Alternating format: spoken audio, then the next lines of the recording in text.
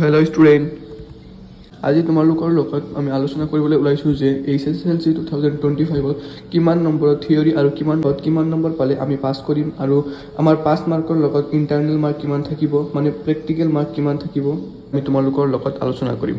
তোমালোকে ভিডিঅ'খন শেষলৈকে চাবা যাতে তোমালোকে সম্পূৰ্ণৰূপে ভিডিঅ'খন ভাল কৰি বুজি পোৱা কিমান নম্বৰ পালে পাছ কৰিব, কিমান নম্বৰ গ্ৰেছ মাৰ্ক দিব আৰু ইণ্টাৰনেল মাৰ্ক কিমান থাকিব। তো ব'লা আমি ভিডিঅ'খন আৰম্ভ কৰোঁ। স্ক্ৰীনত দিয়া নটিফিকেশ্যনখন চাব পাৰা। তোমালোকৰ লিখা আছে যে সেৱা HSLC 2025 এক্সাম পেটাৰ্ণ।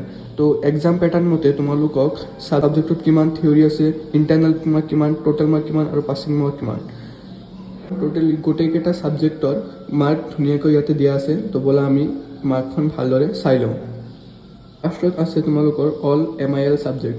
MIL ছাবজেক্টত থিয়ৰীত আছে 100 মাৰ্ক, ইয়াতে কোনো ধৰণৰ প্ৰেক্টিকেল মাৰ্ক নাই। তো টোটেল মাৰ্ক 100, তো পাছিং মাৰ্ক হ'ল তোমালোকৰ 30, ইয়াতে 30 মাৰ্কছ পাব লাগিব। তাৰপিছত আলোচনা কৰোঁ ইংলিছত থিয়ৰী আছে তোমাৰ 90 মাৰ্কৰ আৰু ইণ্টাৰনেল আছে 10 মাৰ্কৰ, টোটেল মাৰ্ক 100, ইয়াতে 100ৰ ভিতৰত তোমালোকে 30 পাব লাগিব। তাৰপিছত আছে জেনেৰেল ছায়েন্সত আছে 90 মাৰ্ক থিয়ৰী আৰু ইণ্টাৰনেল মাৰ্ক 10 আৰু টোটেল মাৰ্ক আছে 100, পাছিং মাৰ্ক আছে 30। আৰু জেনেৰেল মেথছত আছে তোমালোকৰ থিয়ৰী 90 মাৰ্ক, ইণ্টাৰনেল মাৰ্ক 10 আৰু টোটেল মাৰ্ক আছে 100 আৰু পাছিং মাৰ্ক হ'ল 30।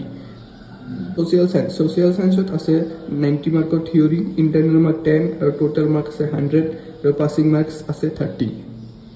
ভিডিঅ'ত কোৱা ধৰণে তোমালোকৰ যিমানখিনি থিয়ৰী নম্বৰ আছে, থিয়ৰী নম্বৰৰ লগত ইণ্টাৰনেল মাৰ্ক যোগ কৰি তোমালোকে টোটেল 30 মাৰ্কছ পাব লাগিব। 30 মাৰ্কছ পালে তোমালোকে ভালদৰে পাছ কৰি যাবা। যদি আমি গ্ৰেছ মাৰ্কৰ কথা আলোচনা কৰোঁ তেন্তে তোমালোকে বস্তুটো ভাল কৰি চিন্তা কৰি এনালাইজ কৰিব লাগিব যে আমাৰ গ্ৰেছ মাৰ্ক কেতিয়া দিয়া হয়। গ্ৰেছ মাৰ্ক তেতিয়াই দিয়া হয় যেতিয়া এটা ষ্টুডেণ্টে কোনো এটা ছাবজেক্টত অলপ মাৰ্কৰ কাৰণে পাছ কৰিব পৰা নাই। অলপ মাৰ্কৰ কাৰণে পাছ কৰিব পৰা নাই মানে তোমালোকে ছাপ'জ এনেকুৱা ধৰা যে 30 মাৰ্কছ পালে সেই ষ্টুডেণ্টখন পাছ কৰিব, তাৰে মাজত ষ্টুডেণ্টখন 26, 27 পাইছে আৰু বাকী যিকেইটা 5টা ছাবজেক্ট আছে সেই ছাবজেক্টকেইটাত ইহঁতৰ মানে ভাল মাৰ্কছ আছে, মানে ভাল কৰি পাছ কৰি গৈছে। তো এটা ছাবজেক্টৰ কাৰণে কিবা কাৰণত সেই ষ্টুডেণ্টখন ভালদৰে পাছ কৰিব পৰা নাই, তো সেই ষ্টুডেণ্টখনক সেই আচলতে গ্ৰেছ মাৰ্ক দিয়া হয়। তো গ্ৰেছ মাৰ্ক পাবলৈ হ'লে তোমালোকে বাকী ছাবজেক্টকেইটাত ভাল কৰি পঢ়িব লাগিব। গ্ৰেছ মাৰ্কৰ ওপৰত ইমান ডিপেণ্ডেণ্ট নহয়, তোমালোকে ভাল কৰি পঢ়ি যোৱা, এতিয়াও সময় আছে। যদি ভাল কৰি পঢ়ি যোৱা আৰামছে গোটেইকেইটা ছাবজেক্টত পাছ কৰি যাব পাৰিবা।